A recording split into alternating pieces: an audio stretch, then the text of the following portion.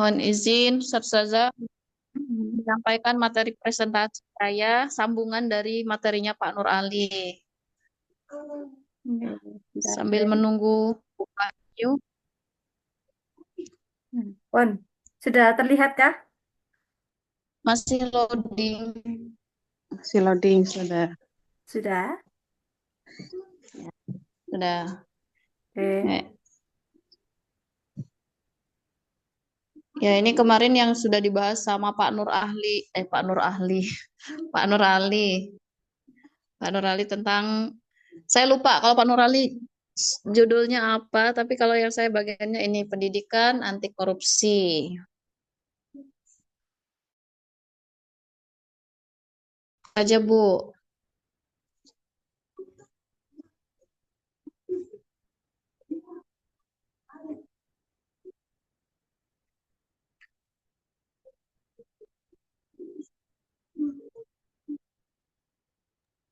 Apakah terlihat, Bu? Belum pindah. Loh. Oh, nggak bisa di itu ya, slideshow berarti ya. Sebentar. Saya stop dulu. Nggak bisa di apa namanya? Slideshow. Oke, kalau ini sudah. Loading, masih loading. Oh iya Bu Ika, mohon maaf, saya sambil off cam. Karena nanti tiba-tiba anak bayi. Ya, nih latar Ya, udah belakangnya. aman.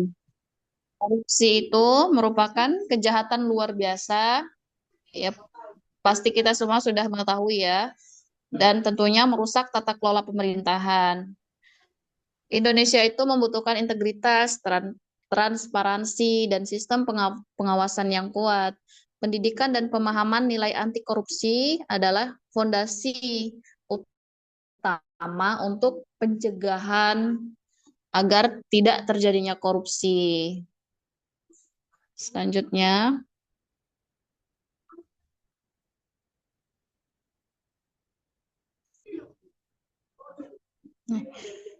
yang akan kita pelajari, yang akan saya sampaikan adalah bagaimana sih nilai dan prinsip anti korupsi itu sendiri. Dan yang kedua, bagaimana upaya pemberantasan korupsi khususnya di Indonesia. Next, next Bu, lewatkan. Kita mengulang sedikit, kata korupsi itu berasal dari bahasa Latin corruptio atau corruptus. Korupsi memiliki arti beragam, yaitu tindakan merusak atau menghancurkan. Korupsi sendiri juga diartikan sebagai kebusukan, keburukan, kebejatan, ketidakjujuran, dan dapat disuap, tidak bermoral, penyimpangan dari kesucian, kata-kata atau ucapan yang menghina atau menfitnah. Berarti korupsi itu kata-kata juga bisa masuk kategori korupsi ya, ternyata. Nah, sementara itu dalam modul pendidikan anti korupsi untuk mahasiswa yang saya ambil ini, korupsi diartikan sebagai penyelewengan atau penyalahgunaan uang negara, perusahaan ataupun yang lainnya untuk kepentingan pribadi ataupun orang lain. Selanjutnya, adapun anti korupsi, kalau yang tadi definisi korupsi, nah sekarang anti korupsi. Anti korupsi itu adalah antitesis korupsi. Anti korupsi semua tindakan, perkataan atau perbuatan yang menentang korupsi dan segala macam bentuknya.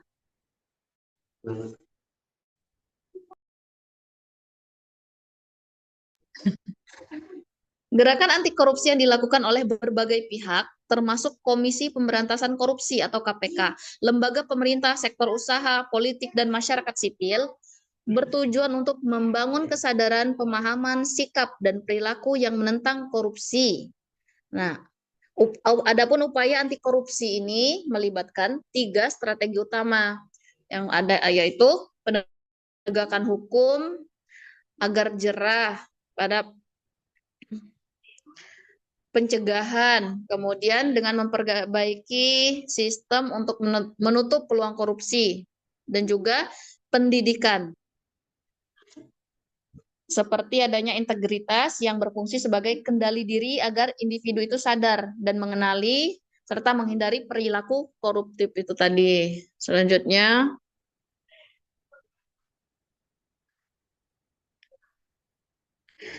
nilai dan prinsip anti korupsi. Next. Korupsi itu terjadi ketika nilai-nilai anti korupsi tidak kuat ditanamkan dalam diri individu. Ya, melalui pembiasaan dan pengembangan nilai-nilai anti korupsi, diharapkan setiap individu itu memiliki kendali diri terhadap praktik-praktik korupsi. Selanjutnya,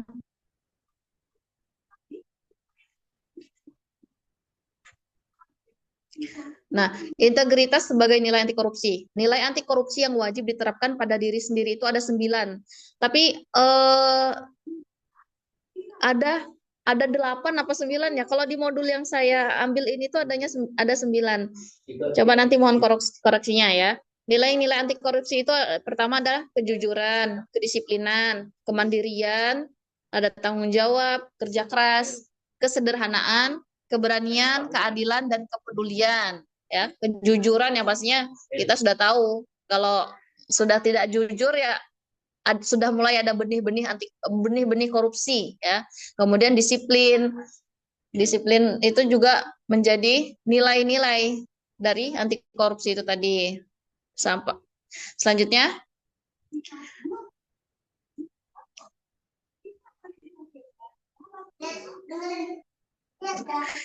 integritas itu sebagai prinsip dasar anti korupsi. Nilai dasar integritas atau khususnya integritas substantif akan mendorong individu untuk membangun sistem berdasarkan prinsip-prinsip anti korupsi sehingga tercipta ke ekosistem yang jauh dari potensi korupsi. Prinsip ini dimaknai sebagai aturan atau standar dalam membangun sebuah sistem yang memiliki kontrol kuat dalam menghindari situasi berpotensi korupsi. Selanjutnya,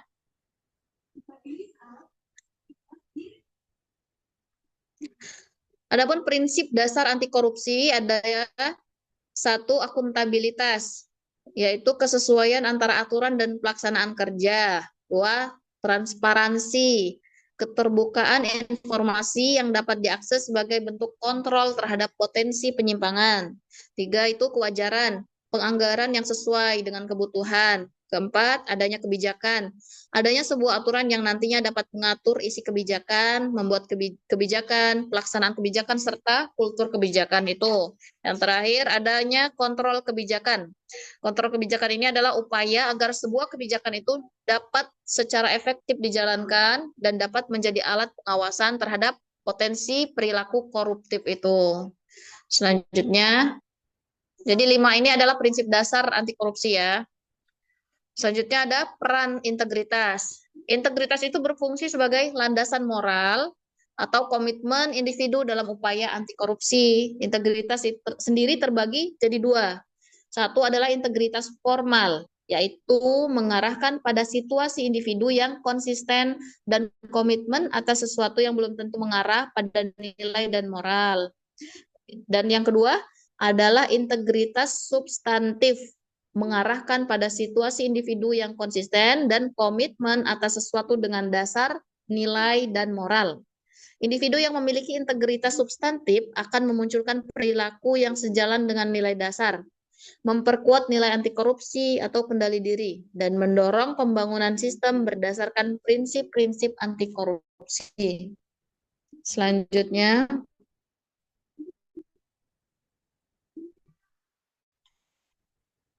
Mas Tom. Nah, ya, pemberantasan korupsi ya. Upaya pemberantasan korupsi di Indonesia dalam buku ini dijelaskan melalui 2 pendekatan, yaitu pendekatan penal yang bersifat represif dan pendekatan non-penal bersifat preventif. Nah, pendekatan yang bersifat represif adalah strategi penanganan melalui jalur hukum, seperti pembentukan lembaga anti korupsi dan instrumen hukum. Contoh penerapannya itu meliputi adanya operasi tangkap tangan atau OTT. Nah, ini disebut sebagai pendekatan represif ya. Kemudian pelaku korupsi itu diberikan hukuman penjara, denda, ataupun penghapusan hak politik. Dan yang kedua, selanjutnya Bu, kedua adalah pendekatan preventif. Pendekatan ini merupakan strategi penanganan berupa pencegahan melalui jalur non-hukum, seperti upaya perbaikan sistem di sektor publik dan seminar atau lokakarya anti korupsi bagi masyarakat luas. Contoh penerapannya ada transparansi birokrasi melalui e-government dan e-budgeting dan e-procurement ya. Terus ada contoh lain, meningkatkan public awareness tentang korupsi lewat kampanye, diseminasi, dan diskusi terbuka. Memperkuat infrastruktur elektronik surveillance, menyediakan akses yang mudah sebagai sarana pelaporan. Ada banyak ya contoh pendekatan yang bersifat preventif ini. Lanjut saja Bu.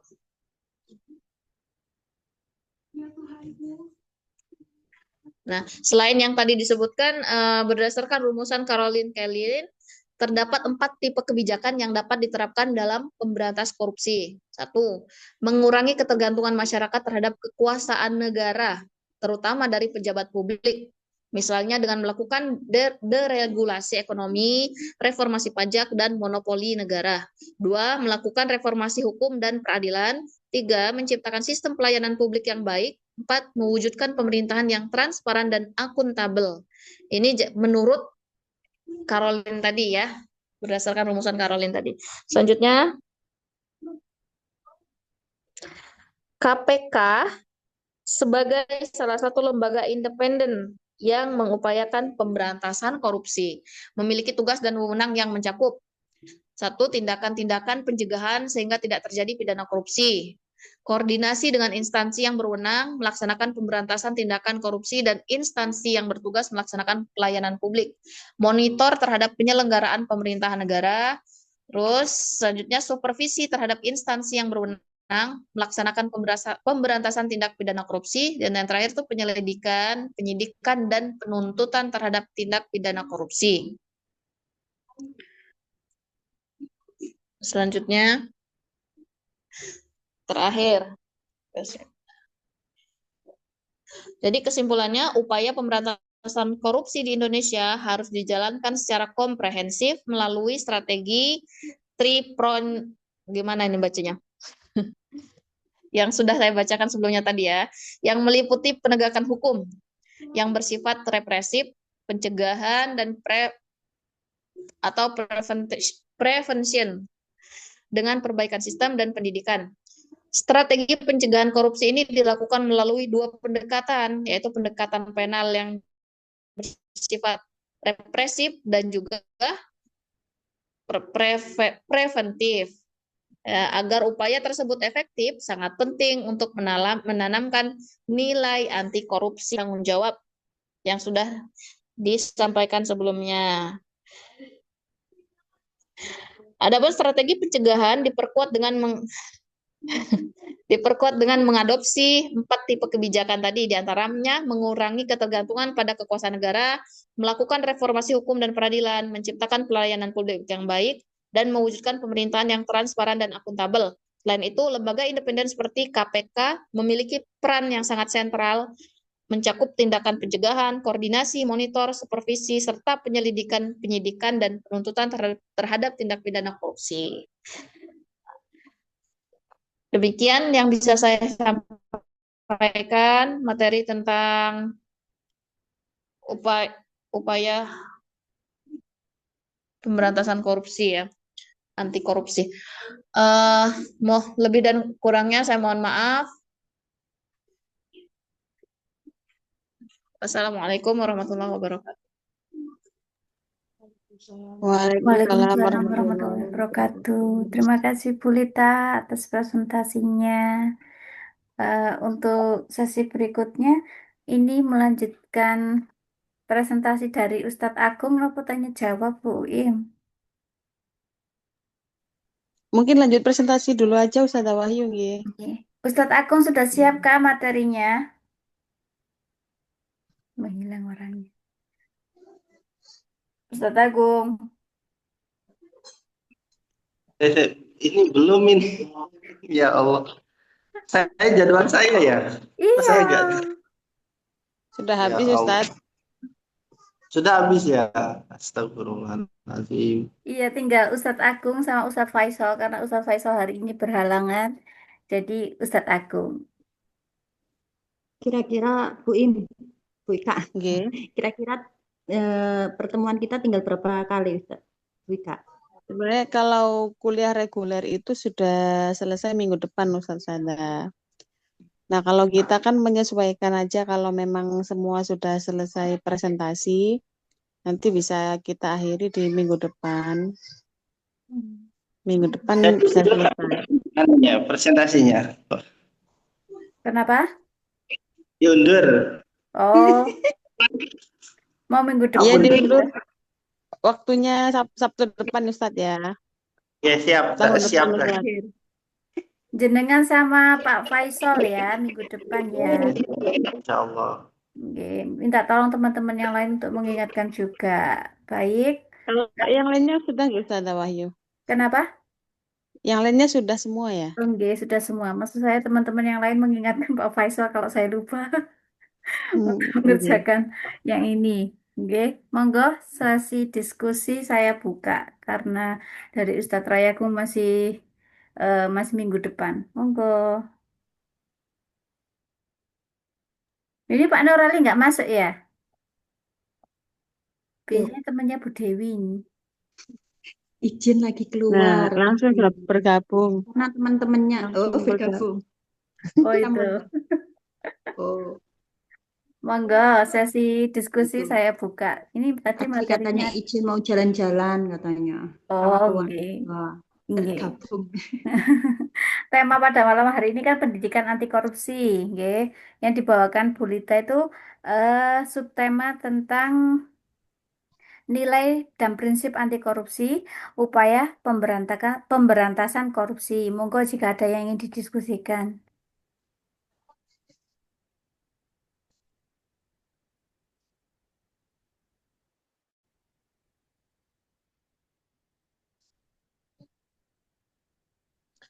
Monggo silakan untuk teman-teman yang Oke. non-FAI. Bu Boleh. Lita.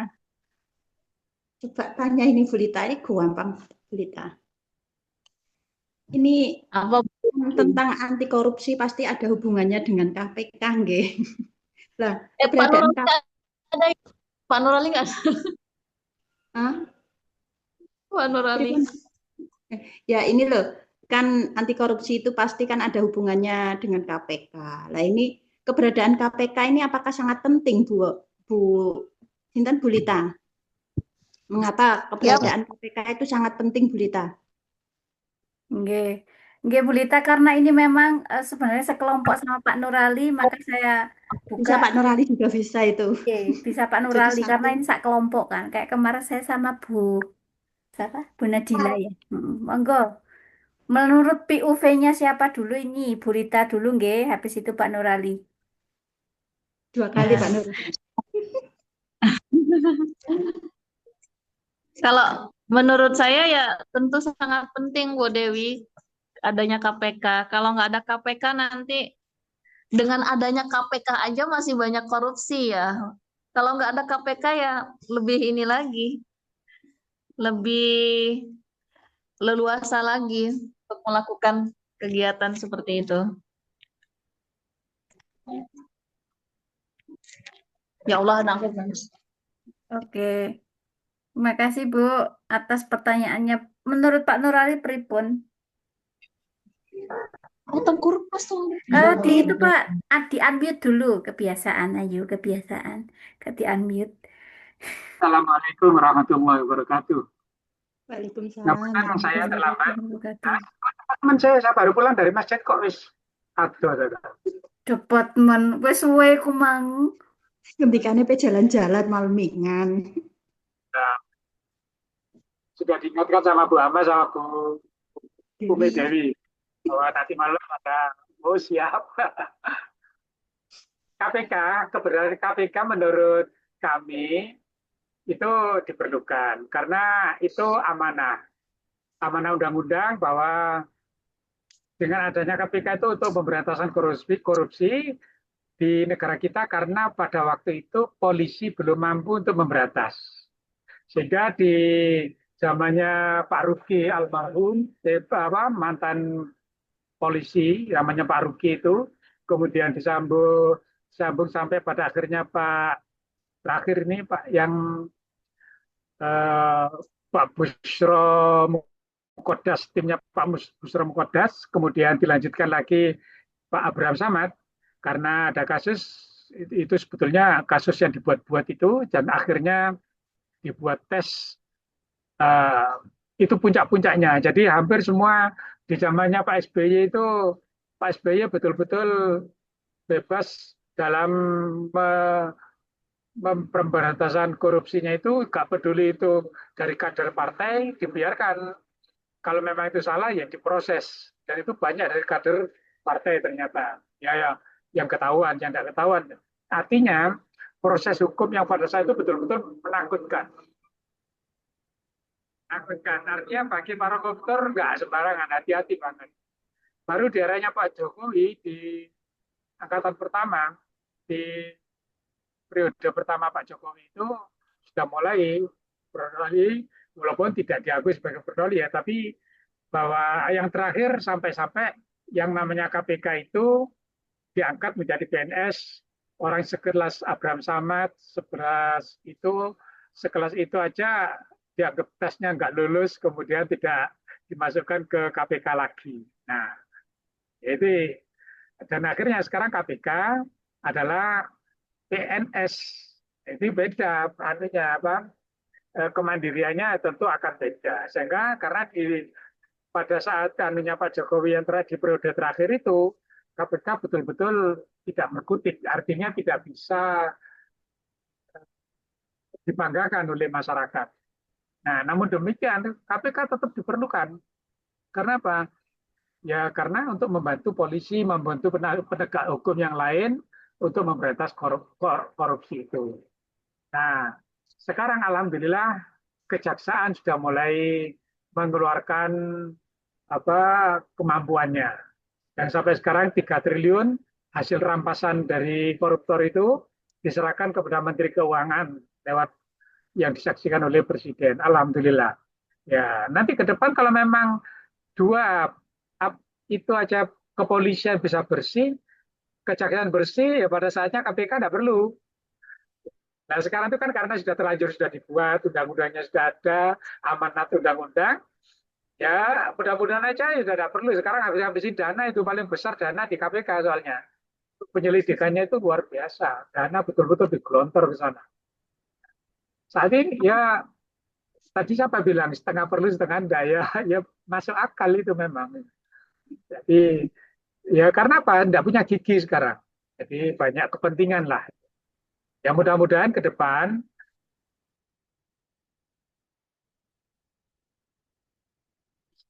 alhamdulillah kalau itu sudah bisa tegak semua. Cuma sekarang tinggal kepolisiannya, menurut image masyarakat, termasuk kami sebagai masyarakat, bahwa polisi itu masih banyak dimanfaatkan dalam tanda petik hanya untuk menguntungkan para oligarki. Wallahu a'lam. Tapi rasa itu ada seperti itu, tapi kami tidak punya bukti. Tapi rasa ke sana iya. Kemudian untuk kejaksaan, alhamdulillah walaupun masih rasanya masih belum, tapi setidak-tidaknya nyalinya di bawah komando Bapak Presiden sekarang ini, alhamdulillah kayaknya banyak gebrakannya untuk dari kejaksaan. Sehingga kejaksaan pun sekarang para jaksa itu minta Presiden mengambil keputusan supaya dikawal oleh TNI, dalam hal ini Kopassus. Itu walaupun istilahnya itu kerjasama, ya, kerjasama minta antara kejaksaan dengan TNI. Ya, tidak lepas dari tangannya Bapak Prabowo sebetulnya itu. Tapi itu saya setuju itu. Nah, nanti pada saatnya mungkin kalau sudah polisi sekarang sudah berhasil reformasinya itu oleh yang Pak Jimli Asidiki sama Pak Mahfud dan siapa itu yang dua lagi, itu kalau sudah berhasil dan bisa mereformasi, maka insya Allah nanti akan bersih, tugasnya tidak tidak menjadi beban, apa, tidak takut sana sini atau tidak ada kepentingannya hanya untuk menjaga keamanan masyarakat, salah satunya pemberantasan korupsi, maka nanti KPK tidak perlu diadakan karena berbiaya tinggi itu. Mungkin itu pandangan saya. Jadi kesimpulannya saat ini memang masih diperlukan, cuma pada saatnya nanti akan nggak usah, saya kira. Kalau dua lembaga yang ini bisa menjadi kepercayaan masyarakat, maka KPK tidak usah diteruskan. Itu menurut saya. Terima kasih. Terima kasih Pak Nurali. Berarti itu Pak, KPK apakah memungkinkan untuk korupsi Pak? Terus siapakah yang mengawasi nopo KPK nih Pak? Saya. Oh, penjenengan. KPK, iya bisa saja, di mana aja korupsi bisa. Tapi KPK itu sendiri sebetulnya ada pengawasnya internal. Jadi sudah ada pengawas. Jadi lebih hati-hatilah. Seperti di kejaksaan itu ada pengawas, di kepolisian pun ada, semua itu ada. Cuma kalau tidak jalan, ya itu masalahnya. Sekarang yang saat ini yang menjadi sedikit lah primadona itu di kejaksaan. Makanya dibackingi oleh TNI dalam hal ini Kopassus. Sedangkan di KPK, kalau pertanyaan itu di mana saja ya korupsi itu akan ada. Tapi pengawas kalau terjadi betul korupsi, ya di internal itu ada pengawasnya, Bu. Jadi bahkan kepolisian itu bisa menindak orang KPK kalau ketahuan, ketangkep basah ketahuan, atau secara hukum masuk apa memenuhi kriteria untuk itu kepolisian bisa menindak. Sebaliknya, dulu kan kepolisian banyak ditangkap oleh KPK juga. Yang rame lah, seperti ada cicak buaya, yang terakhir juga ada lagi cicak buaya, yang akhirnya ya tidak sehat lah karena banyak kepentingan itu. Mudah-mudahan ke depan terus Pak Prabowo, Presiden kita, memperbaiki lah, dan pada akhirnya nanti menjadi betul-betul sebagai aparat penegak hukum, menjaga ketertiban, sehingga untuk korupsi hilang mungkin tidak ya setidaknya ya 0,sekian% aja lah. Kalau hilang ya tidak mungkin, itu sudah sunatullah kok. Mungkin itu menurut saya. Terima kasih. Terima kasih. Tiba aku browsing ketemu siapa yang mengawasi KPK, tiba ada ya. Ketemu misalnya. Tanya dulu baru mencari jawaban. Terima kasih Pak. Bagaimana bila ternyata yang mengawasi KPK itu juga melakukan korupsi, yang KPK juga melakukan korupsi? Tak gak mari-mari. Buyar. Bu, selama masih ada kebaikan, masih punya kebaikan, jangan terlalu pesimis. Yang penting belum ketahuan, yang penting nggak ketahuan gitu loh. Bukan itu maksud saya. Kalau orang yang sudah ditunjuk sebagai pengawas, setidak-tidaknya itu orang yang berdedikasi. Karena semakin terang cahaya, Pak Nur, semakin terang cahaya maka akan semakin gelap bayangannya. Betul? Tidak mungkin. Kita berharap, polisi pun masih punya harapan untuk diperbaiki semuanya itu. Oh, pertanyaannya kapan Pak Nur? Kan jenengan selalu menanyakan ke para presenter mulai dari awal sampai yang hari ini gitu kan. Langkah konkret. Nah, coba saya kita kembalikan ke pertanyaannya ke jenengan. Langkah konkret ya apa terusan? Aku nggak pengen ada jawaban yang sama dengan jawaban yang sebelumnya ya. Harus dimulai dari diri sendiri, itu sudah basi. Bagian langkah konkretnya Pak Nur. Langkah konkret apa? Sekarang ini sedang berjalan, Bu. Halo. Sekarang ini konkret sedang berjalan. Di bawah komando Presiden Prabowo sedang berjalan. Apa? Kepolisian sedang dibenahi. Dibentuklah tim reformasi kepolisian, iya kan? Tahu kan? Nah, Pak Jimli Asidiki, itu tokoh-tokoh pendekarnya hukum semua itu. Terus di KPK sepertinya dibiarkan, tapi tidak main-main, itu berjalan itu pengawasan itu sedang berjalan sekarang ini. Jadi pihak KPK sendiri pengawasan bukan hanya internal, jadi bagaimana dalam penindakannya. Ya, sekarang betul-betul berjalan itu ya. Jadi mungkin kita membaca tidak vulgar kalau yang seperti itu. Jadi dari berita dari Intel, dari apa itu ya bisa diketahui lah itu. Terus itu langkah konkret.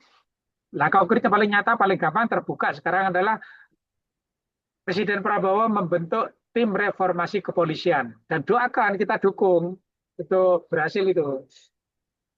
Prabowo yang nanti menurunkan keinginan masyarakat netizen terutama. Oh, turunkan Pak Sigit, ya udah semudah itu turunkan orang. Lihat orangnya berontak, barangnya tambah kacau nanti.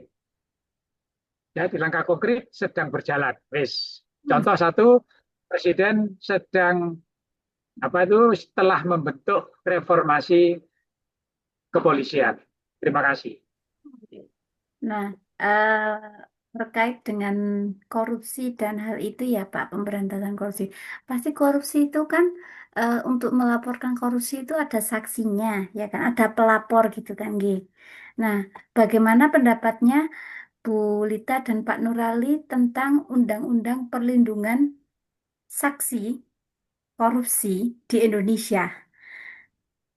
Apakah menurut jenengan itu sudah bagus, maksudnya sudah baik atau memang harus ada yang perlu apa yang namanya perlu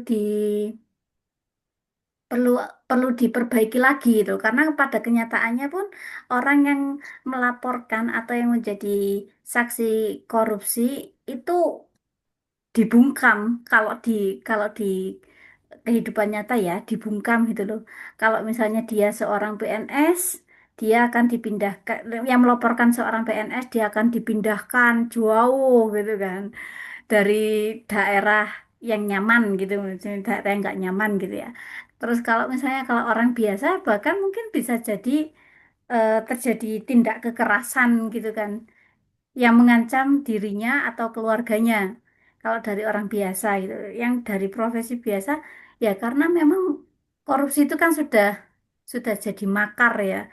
Itu PR-nya bangsa Indonesia mulai dari zaman sebelum kemerdekaan sampai zaman sekarang gitu. Monggo. Untuk saya ya, langsung tancap aja. Bu Apa itu? Lita dan Pak Nurali, saya pengen dengar dari dua POV.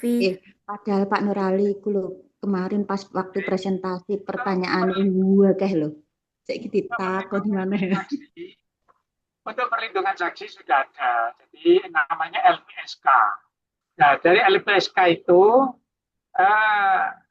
di eranya Pak Abraham Samad itu luar biasa. LPSK itu betul-betul lembaga mandiri, polisi tidak bisa menyentuh.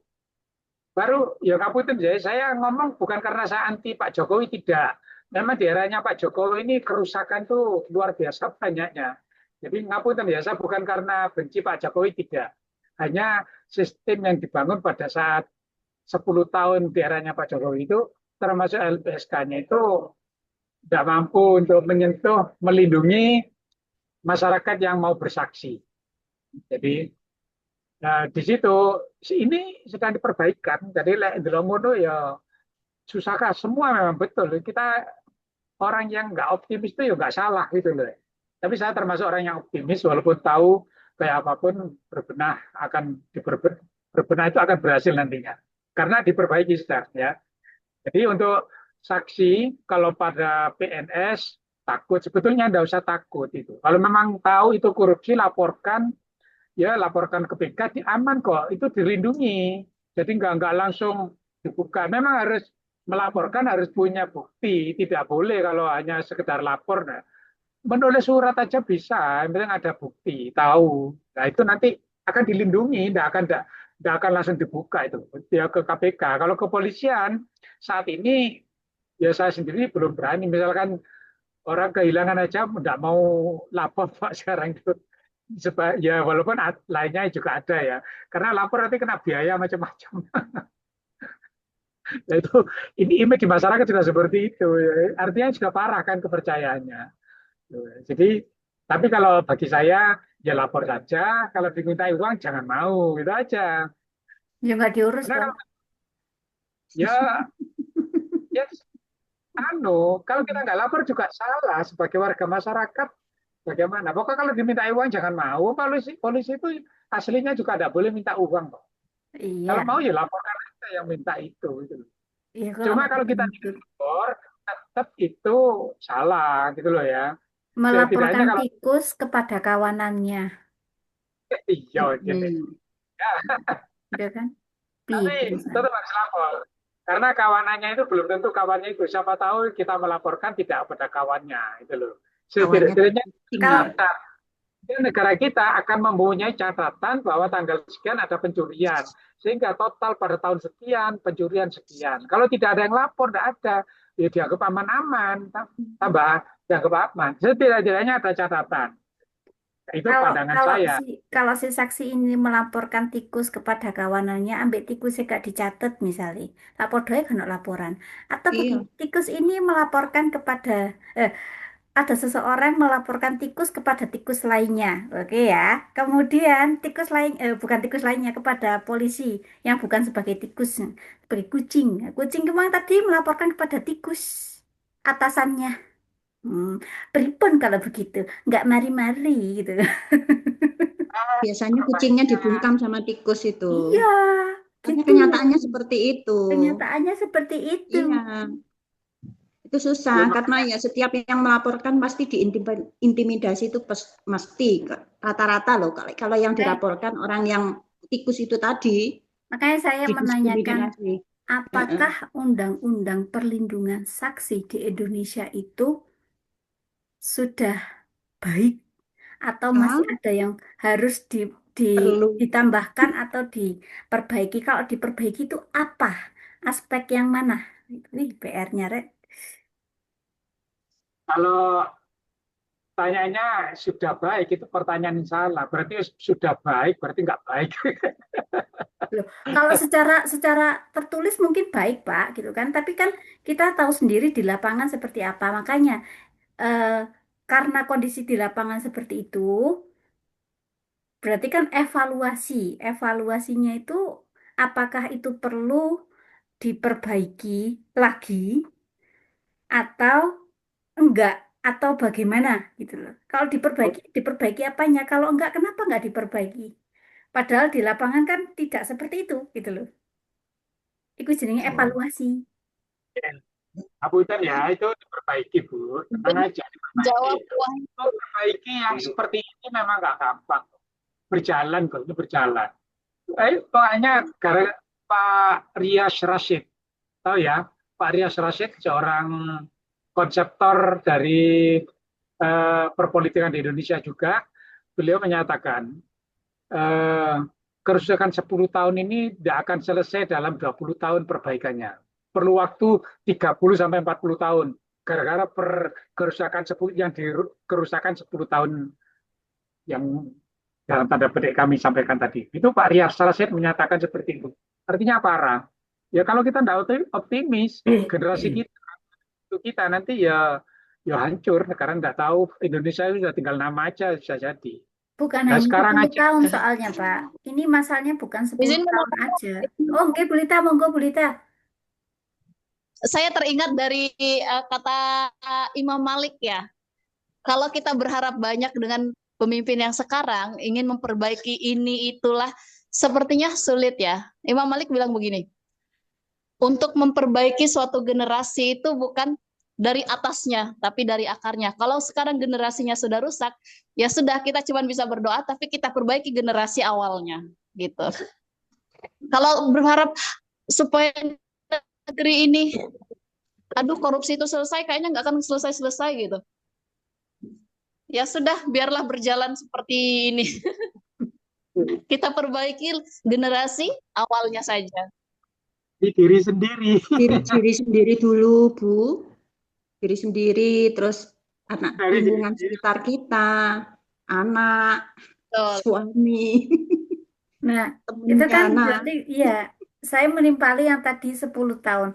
Masalahnya ini bukan hanya 10 tahun, Pak, gitu loh. Kalau kita jumlah bukan 10 tahun tok gitu kan. sebelum 10 tahun tuh sebelumnya itu sudah begitu gitu loh. Parah itu 70 tahun ini Mungkin sistemnya itu, ya 10 tahun terakhir itu sistem itu yang rusak. Korupsinya dari dulu. Nah, begitu rusak sistem itu korupsinya makin merajalela. berarti sebelum Seakan-akan 10 tahun ini sistemnya nggak rusak. nggak separah yang 10 tahun terakhir. Kalau Betul. nggak separah itu berarti kan tetap rusak Pak Juduli. Ya, tapi misalkan itu saat itu nggak sampai ke sana ya, KPK itu akan berjalan lebih berhasil. Lah Karena ya berarti dikebiri. kan, nggih, berarti kan kalau katanya 10 tahun ini sudah rusak, yang 10 tahun sebelumnya itu nggak serusak ini. Tapi kan tetap sama-sama rusak. Tapi tidak parah. Kayak orang sakit itu mek waktu pilek tok saya iki ora terima waktu pilek iki macam mlaku gak iso. Wis antali. Bapak, penyakit kanker dimulai dari hal yang kecil. Penyakit, semua penyakit bersumber dari hal yang kecil yang kadang kita remehkan, betul? Apalagi korupsi. Kalau kita mengkotakkan bahwa hanya 10 tahun itu kayak gunung es, Bapak. Ya kan? Hanya pocoknya saja. Padahal itu sudah berakar kuat gitu kan. Makanya kalau dianalogikan seperti pohon, betul kata Bu Lida tadi. Nggih. Atasnya Pernyataan itu, atasnya bunganya itu bahkan mungkin sudah rusak, Pak. Gitu kan. Maka kita akan mencoba memperbaiki tunasnya. Kita berharap tunas-tunasnya ini jadi lebih baik gitu kan.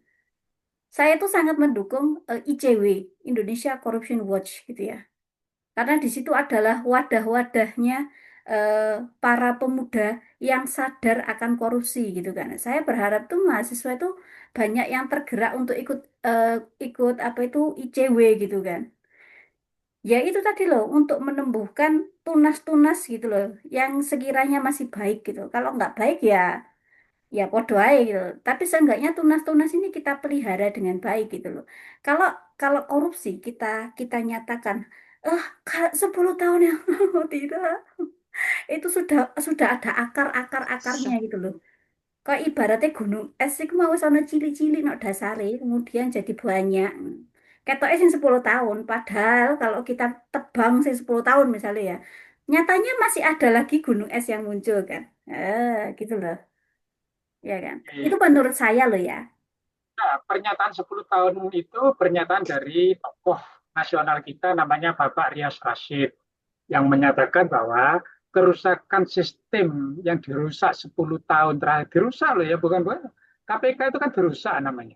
Itu 10 tahun terakhir itu untuk memperbaiki tidak cukup 20 tahun, 30 sampai 40 tahun, bahkan bisa lebih untuk perbaikan yang sungguh-sungguh itu.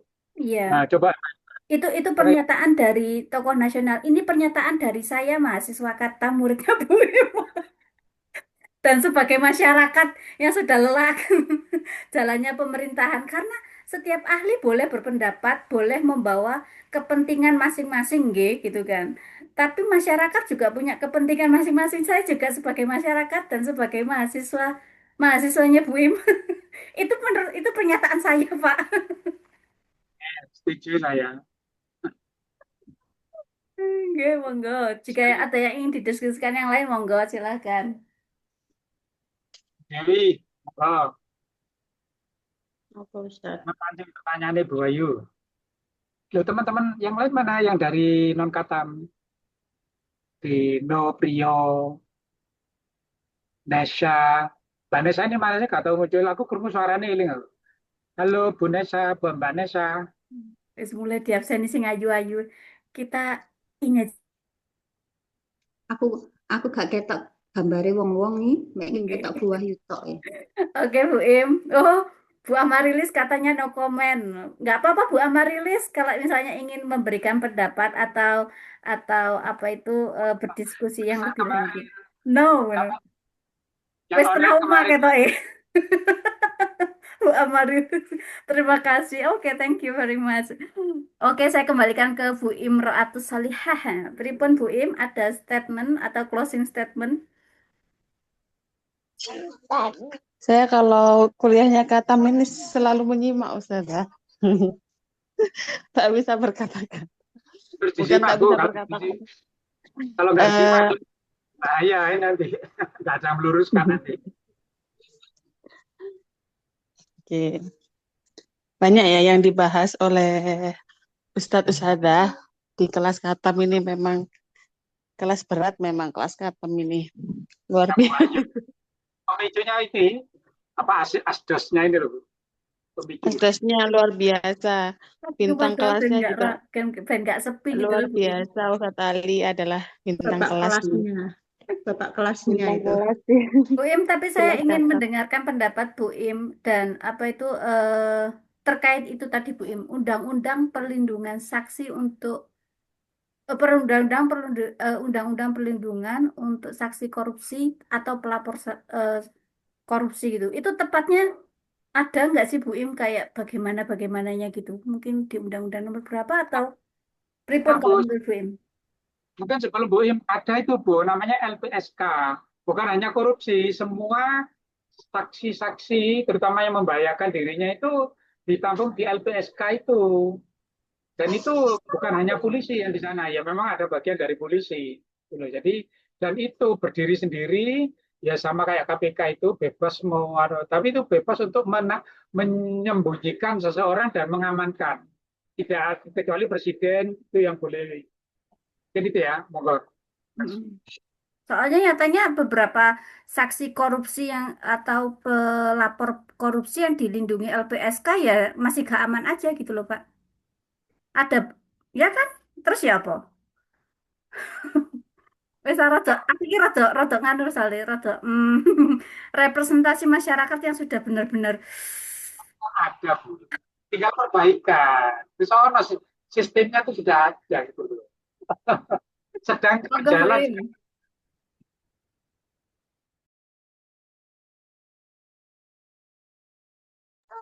Sudah, Ustadz Ustadzah. Sampun Bu Im. Baik, baik Ustadz Ustadzah. Terkait dengan korupsi, memang kita itu tidak pernah ada habisnya ya untuk membahas korupsi, termasuk di kelas-kelas yang reguler itu juga. Untuk yang proyeknya yang untuk reguler itu kan membuat short movie. Nah, itu rata-rata anak-anak mahasiswa itu semua membuat film short movie itu terkait dengan korupsi seperti itu ya Sasada. Terkait dengan perlindungan saksi, betul kata Ustadz Nur Ali. Jadi di Indonesia ini ada lembaga. Jadi gini Ustazah, di dalam Undang-Undang Dasar atau Konstitusi itu ada namanya Lembaga Tinggi Negara.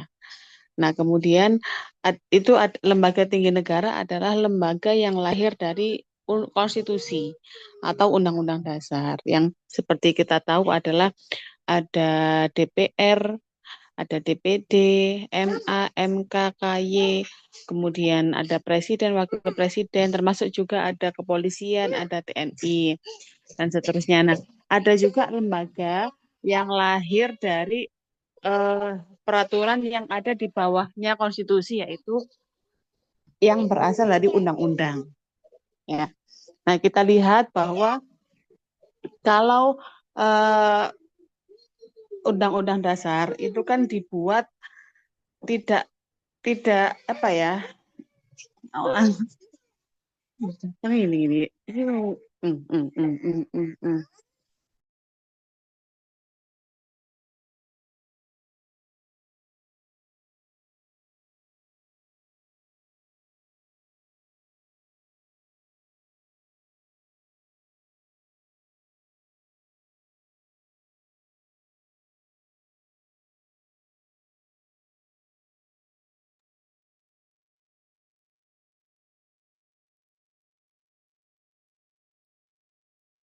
Luar biasa ya seorang ibu itu.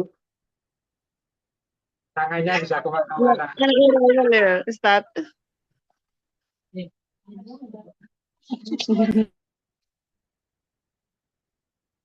Bu, saya kok nggak kelihatan gambarnya ya? Sama Bu kelihatan kok, Bu. Dewi.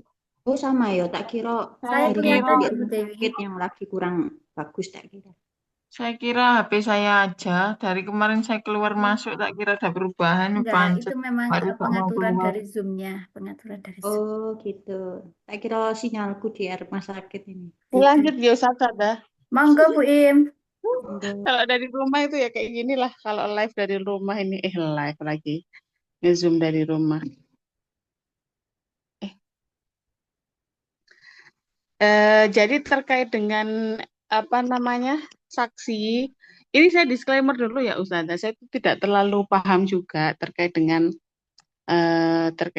apa namanya mekanisme bagaimana penanganan terhadap saksi korupsi.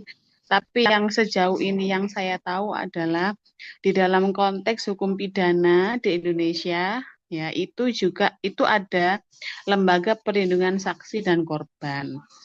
Nah, LPSK itu kalau di dalam satuan kepolisian, ya kalau di Polres itu ada unit PPA, unit perlindungan perempuan dan anak.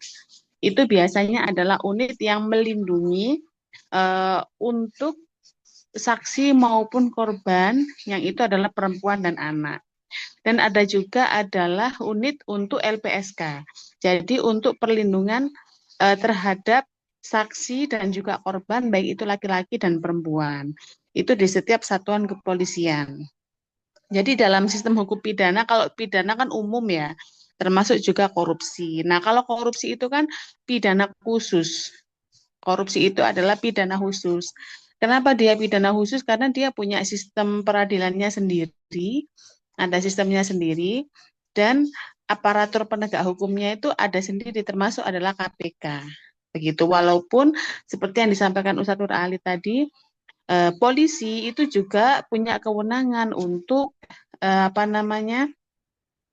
menangkap atau menangani kasus korupsi. Nah, selain polisi, kejaksaan juga punya kewenangan untuk menangani kasus korupsi. Nah, tetapi karena korupsi itu dianggap sebagai suatu problematika bangsa, ya, dan dibentuklah suatu komisi khusus. Nah, kembali lagi tadi pada penjelasan saya bahwa ada lembaga negara itu yang lahir dari konstitusi, yaitu Undang-Undang Dasar. Nah, sehingga kewenangan terkait lembaga yang lahir dari konstitusi itu hampir tidak bisa atau susah diganti, susah diubah karena kan kita harus mengamandemen Undang-Undang Dasar. Ya kan? Kan kita tidak bisa sewaktu-waktu tiba-tiba minta untuk merubah isi dari Undang-Undang Dasar, kan tidak bisa. Harus ada keadaan yang memaksa atau keadaan yang luar biasa seperti adanya reformasi terhadap sistem hukum. Itu baru kita bisa melakukan amandemen terhadap Undang-Undang Dasar. Termasuk dulu kalau Ustadz ingat adalah ada wacana presiden itu 3 periode. Tapi kan ternyata tidak. Kenapa presiden itu 3 periode? Karena di dalam konstitusi, di dalam undang-undang itu presiden itu 2 periode.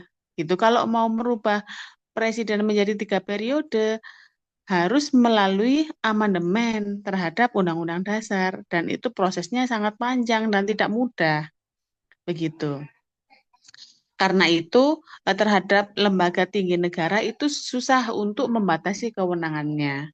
Nah, terkait dengan KPK, ya, jadi KPK itu adalah lembaga yang lahir dari undang-undang. Nah, Ustazah, kita kembali lagi ke masa lalu, di mana sistem hukum Indonesia itu adalah seperti piramida hukum dari Hans Kelsen, ya, Ustazah, ya, yang piramida hukum di mana yang paling tinggi, ya, sumber hukum yang paling tinggi kemudian melahirkan sumber hukum yang ada di bawahnya. Nah, yang paling tinggi adalah konstitusi.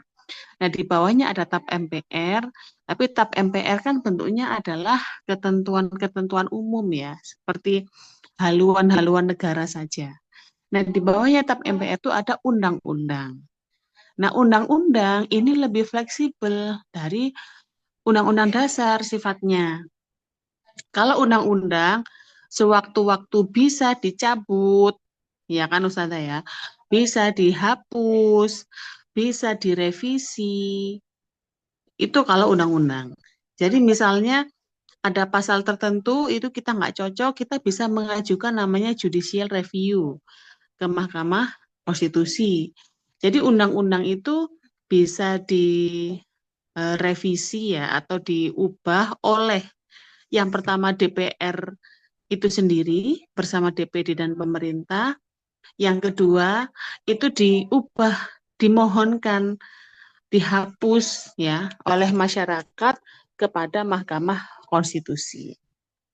Nah, karena banyak lembaga negara tingkat 2, yaitu lembaga negara yang lahirnya itu dari undang-undang seperti adalah KPK. Jadi KPK itu adalah lembaga negara. Ini mungkin Ustadz Ali, Ustadz Wahyu sudah hafal, tapi kan mungkin yang lainnya belum ya. Anak-anak yang non teknik ini, anak-anak yang non FAI dan yang mungkin teman-teman Katam yang lainnya ini saya ulang.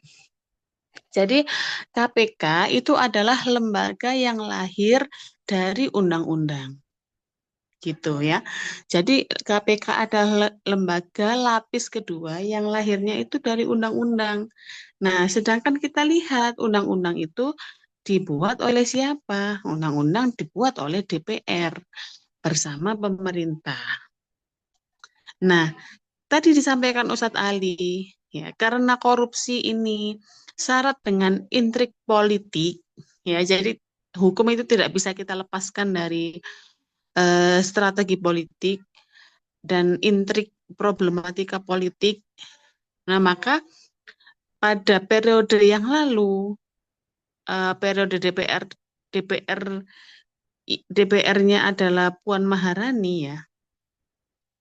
Itu salah satunya adalah membatasi kewenangan KPK. Sebenarnya dari dulu ya, gerakan-gerakan dari anggota DPR itu untuk mencoba membatasi kewenangan-kewenangan KPK itu sudah ada gerakan itu ya. Nah, tetapi kan karena ada perhatian dari masyarakat sehingga kan anggota DPR ini agak susah gitu membatasi. Nah, kadang-kadang ada momen di mana masyarakat itu tidak perhatian terhadap isu tertentu ketika ada pengalihan isu. Makanya pengalihan isu itu juga penting.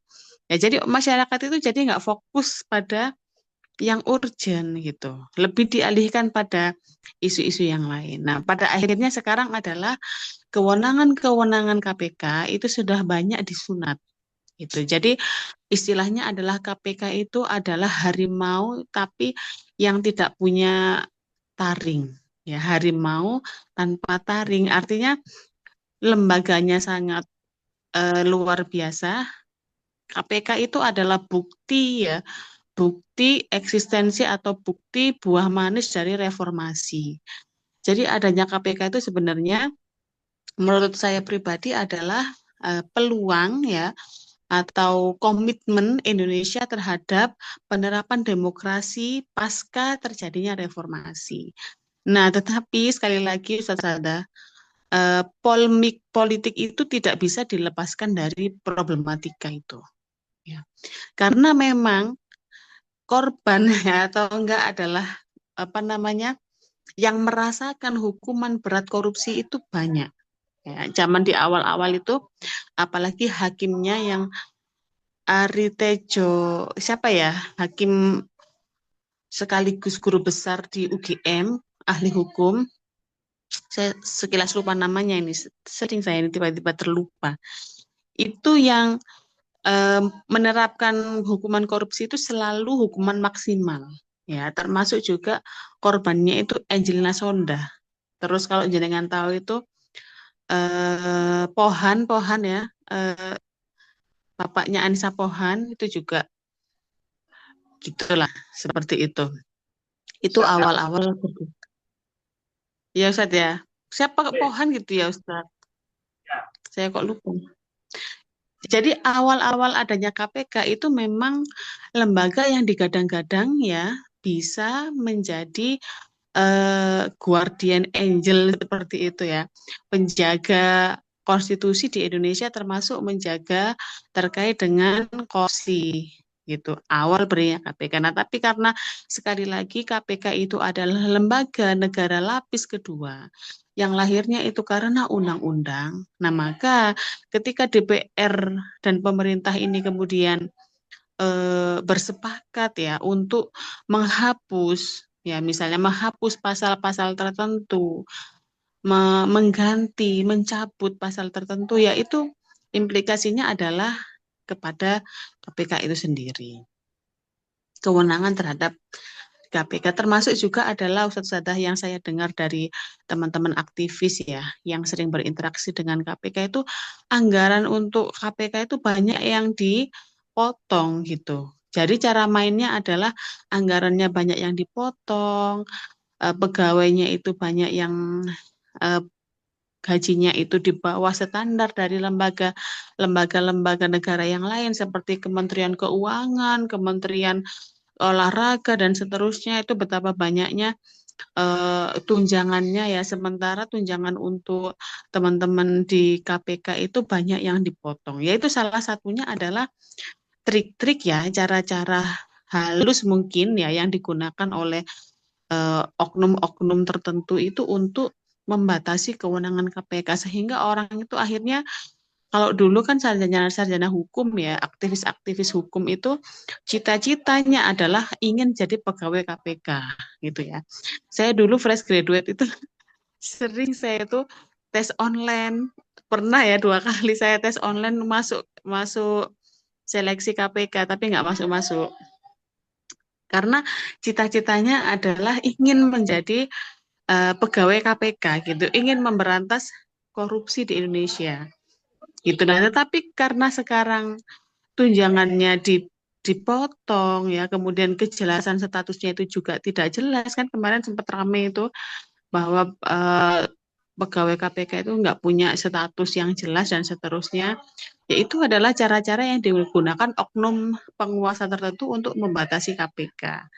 Karena Ustaz ya, banyak ahli yang mengatakan, ahli hukum yang mengatakan bahwa termasuk Mahfud MD sendiri ya Ustadz Ali ya, mungkin Ustadz Ali pernah membaca. Jadi andaikan KPK ini apa namanya? Ininya kasus yang ditangani KPK ini ya kalau dihitung-hitung itu sudah berapa triliun. Kalau KPK itu berani menyelesaikan kasus-kasus yang sudah apa namanya di direncanakan gitu. Tapi banyak juga Ustadz apa namanya kasus-kasus di KPK itu yang pada akhirnya itu tidak diselesaikan misinya begitu. Nah, Ustadz saya mau cerita ya. Jadi saya itu punya kerabat ya yang itu dulu itu adalah advokat dan kemudian jadi salah satu penyidik di KPK. Dulu advokat kemudian jadi salah satu penyidik di KPK dan beliau ini sering kali dapat teror ya sampai terornya itu sampai yang melukai fisik ya sampai beliau ini sakit pokoknya aneh ya terornya misalnya contohnya di samping mobilnya itu ada selokan misalnya oh iya Ustadz Artijo Ali Kostar oke yang selalu memberikan hukuman maksimal kepada koruptor lanjut jadi kerabat saya ini adalah penyidik senior di KPK, ya, tapi dia itu sering kali mendapatkan teror dan bahkan rumahnya itu satu-satu rumahnya itu yang jaga itu polisi, ya polisi-polisi yang muda-muda itu loh. Saking seringnya dia tuh dapat teror, begitu sampai juga pernah sampai kayak ban mobilnya digembesin itu udah hal biasa. Terus air di rumahnya itu dikasih racun sehingga dia dan keluarganya itu gatal-gatal. Terus kemudian misalnya mobilnya itu diparkir ya, kemudian di sampingnya ada kayak semacam selokan, atasnya selokan tuh biasanya kan ada besi-besi untuk air yang ngalir itu loh Sada. Itu kan biasanya kuat ya, walaupun di ini dilewatin mobil kan kuat-kuat aja ya. Nah, suatu ketika itu tiba-tiba itu diinjak oleh kerabat saya itu dan itu ambles ke bawah sehingga beliau ini kecepit di selokan. Gitu. Segitunya ya teror yang didapatkan oleh seorang penyidik senior di KPK. begitu. Nah, itulah yang kemudian apa ya, problematika itu yang pada akhirnya ya eh, melemahkan kewenangan KPK yang awalnya digadang-gadang sebagai lembaga yang bisa memberantas korupsi di Indonesia dan diberi kewenangan sedemikian istimewa, ya. Jadi kenapa sih KPK itu kok dikasih kewenangan istimewa? Karena KPK itu adalah extraordinary crime, ya, kejahatan khusus luar biasa. Jadi extraordinary crime di Indonesia itu salah satunya ya Ustaz Sada, ada terorisme, ya. Makanya terorisme itu kan satuan kepolisiannya itu beda beda ya Ustaz Ali ya. Apa itu Ustaz? Densus 88 ya Ustaz dulu tuh. Ya, itu khusus. Karena apa? Karena terorisme itu adalah extraordinary crime. Terus kemudian narkotika. Narkotika itu juga extraordinary crime. Makanya ada lembaga khusus yang menangani ya, BNN ya Ustaz Sada ya. Kalau narkotika. Nah, termasuk korupsi. Nah, korupsi itu extraordinary crime sehingga ada lembaga khusus yang menangani itu dan apa namanya ada sistem hukum tersendiri. Jadi ada penyidiknya sendiri dan seterusnya. Nah, tetapi ya sekali lagi ya Ustaz Sadah, karena hukum itu tidak pernah lepas dari problematika politik. Nah, ya maka kemudian terjadilah eh, pengikisan ya, pemotongan terhadap kewenangan-kewenangan KPK. Nah, kemudian kembali lagi ke pertanyaannya Ustazah Wahyu tadi terkait dengan perlindungan saksi. Itu saja yang saya ketahui ya. Jadi kalau di tingkat KPK sendiri ya perlindungan saksi itu tentu saja ada dan itu masuk ke dalam lembaga namanya LPSK, tetapi dalam faktanya itu teror itu seringkali memang dialami oleh baik itu terutama saksi ya, saksi yang melaporkan terjadinya korupsi. Itu pasti teror dan itu LPSK itu sudah tidak nggak bisa nanggung, artinya sudah nggak angkat tangan lah itu kalau masalah kayak gitu. Sampai misalnya yang kasusnya Fathia dan Azhar, siapa ya Ustadz Ali? Mungkin Ustadz Ali pernah mendengar waktu dia menyampaikan fakta tentang tambang ya di Intan Jaya milik Luhut Panjaitan, itu kan dia dilaporkan ke polisi gitu ya, dilaporkan ke polisi. Segitunya orang itu aktivis ingin mengungkapkan korupsi itu ya sampai segitunya begitu. Itu LPSK itu sudah benar-benar angkat tangan itu. Tapi memang ada. Ya, jadi ada Ustazah apa namanya? Lembaga yang melakukan perlindungan terhadap saksi dan korban untuk satu tindak pidana. Biasanya kalau tindak pidana umum ya, bukan korupsi itu ya ada di Polres gitu, di Polsek. Dan kalau memungkinkan ya kalau misalnya dia mendapatkan teror-teror, ya dia bisa seperti ada penjagaan dari polisi, misalnya rumahnya dijaga sementara oleh polisi sampai kasusnya itu selesai. Tapi kalaupun kasusnya selesai dan teror itu masih ada ya, ya ya nggak bisa apa-apa. Ini ya LPSK sendiri juga saya bilang kerjanya juga tidak terlalu maksimal seperti itu. Nah, saya juga ingin menanggapi terkait yang Ustazah Wahyu tadi menyampaikan siapa yang mengawasi KPK gitu. Jadi ya betul kata Ustadz Ali, setiap lembaga negara itu punya dewan pengawas masing-masing, ada namanya masing-masing ya Ustadz. Ada kalau polisi itu ya ada divisi propam kan gitu ya. Kalau di kehakiman itu ada komisi yudisial dan seterusnya macam-macam. Artinya kenapa Ustazah Wahyu itu bertanya terkait dengan yang mengawasi KPK? Karena di KPK sendiri tidak menutup kemungkinan terjadi korupsi, kan gitu Ustazah. Dan banyak Ustazah, termasuk mantan hakim KPK. Jadi KPK kan tadi saya sampaikan ada sistem hukum sendiri ya.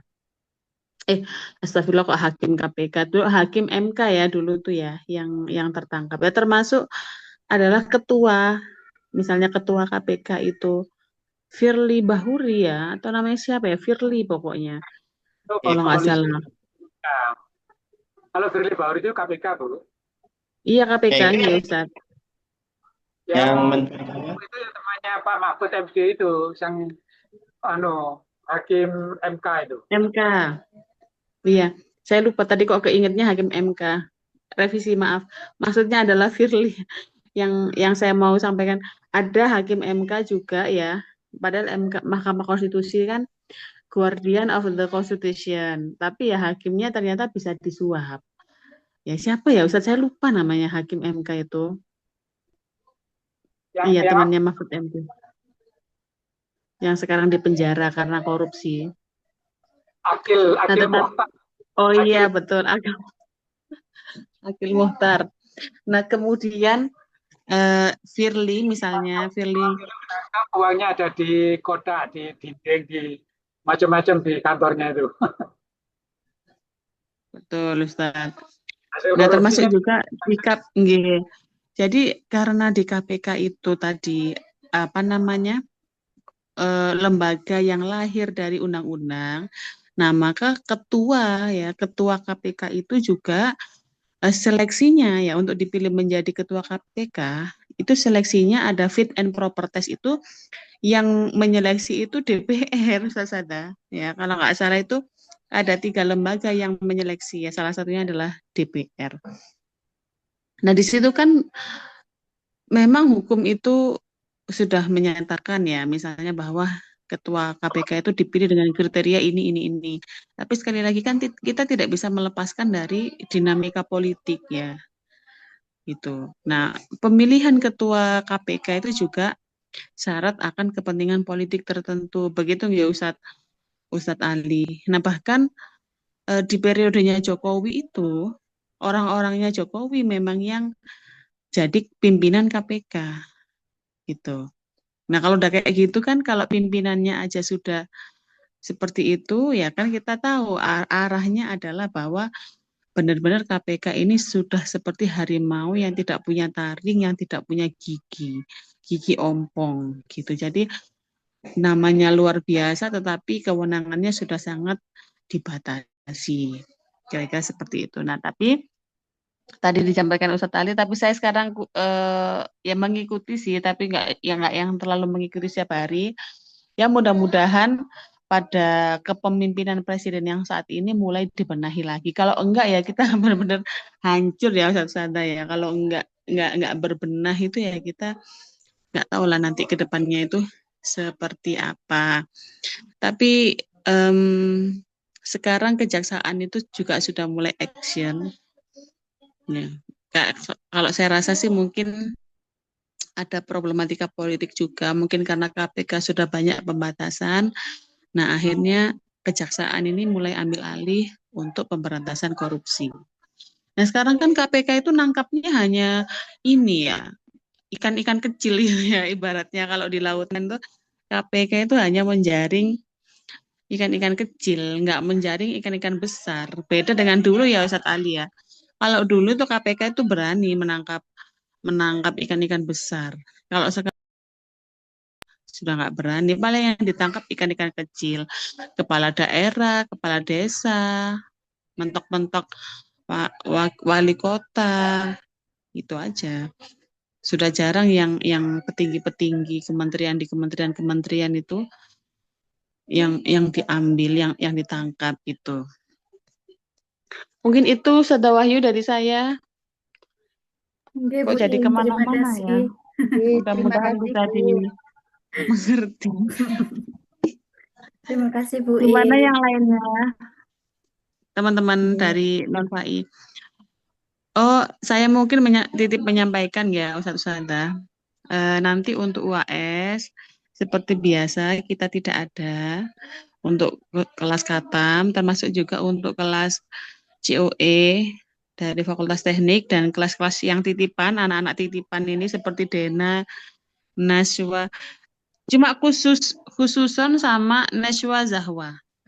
Naswa sudah presentasi belum ya Naswa ini? Belum.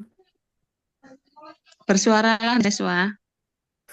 Naswa presentasi minggu depan ya, supaya ada nilainya, Nduk. Nilai proyeknya. Baca Neswa, namanya nih, gambarnya muncul lah, Mbak. Neswa ada. Ada tapi Neswa ini fakultas apa ya? Saya lupa. Nesa Zahwa, Nesa. Zahwa. Ya, panggilannya Neswa itu. Oh, Nesya, Nesya, Nesya Zahwa, panggilannya Neswa. Neswa. Atau nanti biar mungkin dia malu ya, biar dia WA ke saya ya.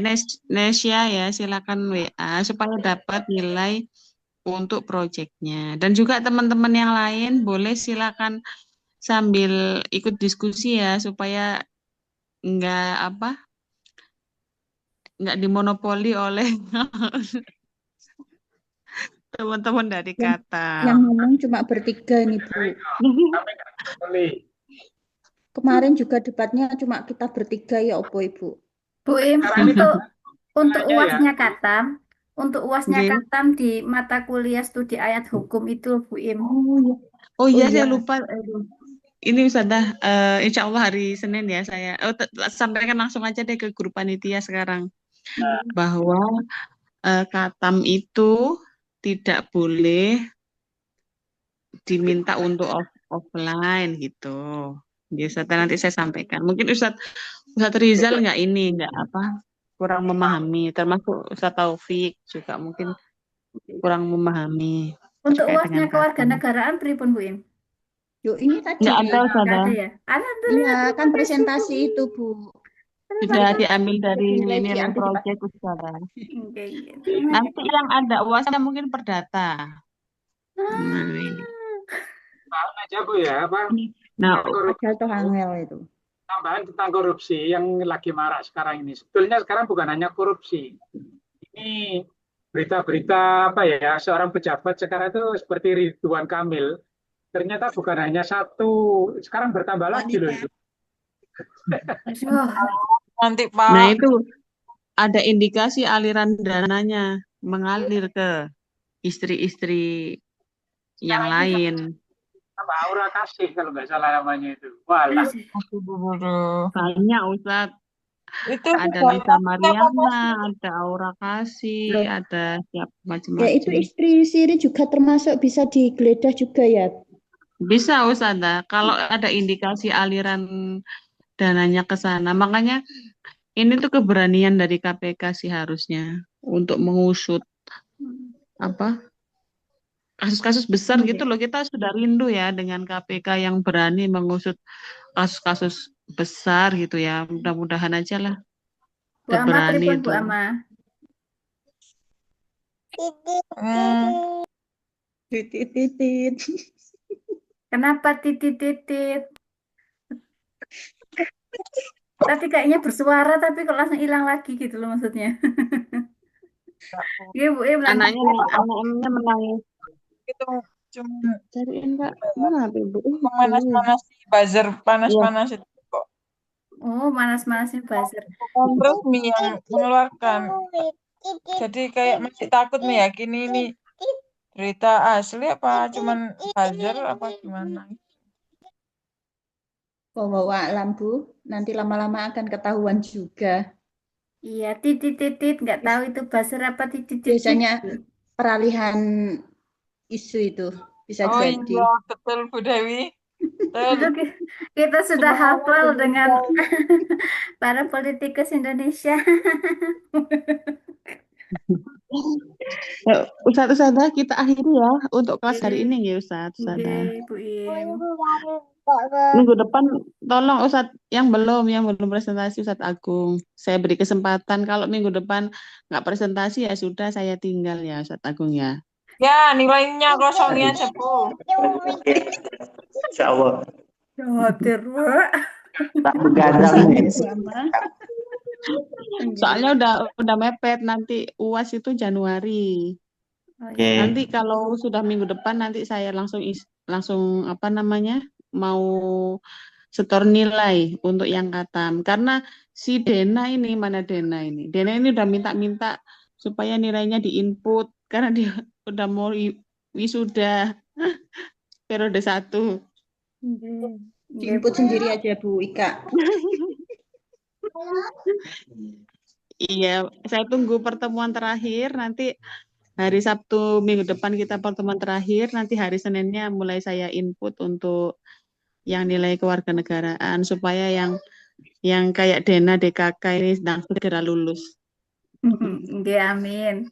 Berarti Pak Agung, Pak Faisal, dan Mbak Mungkin Nesya ya.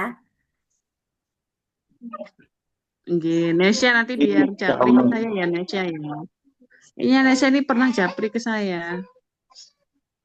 Keperawatan kalau nggak salah ya dia ini. Oke, saya akhiri dulu ya Ustaz Sada. Oke, Terima Bu. kasih untuk diskusinya yang luar biasa. Saya tunggu di Perdata ini. Saya pengen nanti ada tugasnya ya saya sepil ya Ustaz Sada. Tugasnya adalah nanti analisis kasus terkait dengan persoalan perdata. Bisa persoalan tanah, waris, ya, dan seterusnya. Kira-kira seperti itu kan. Ustadz-ustadz ini kan lebih banyak pengalaman dari saya. Ini Ustadz Ali ini pasti banyak. Biar saya belajar juga. Ustadz Ali itu Terima kasih untuk spesialis. kelas malam hari ini. Nggih. Spesialis itu Udah. kasus artis cantik itu loh Bu Im.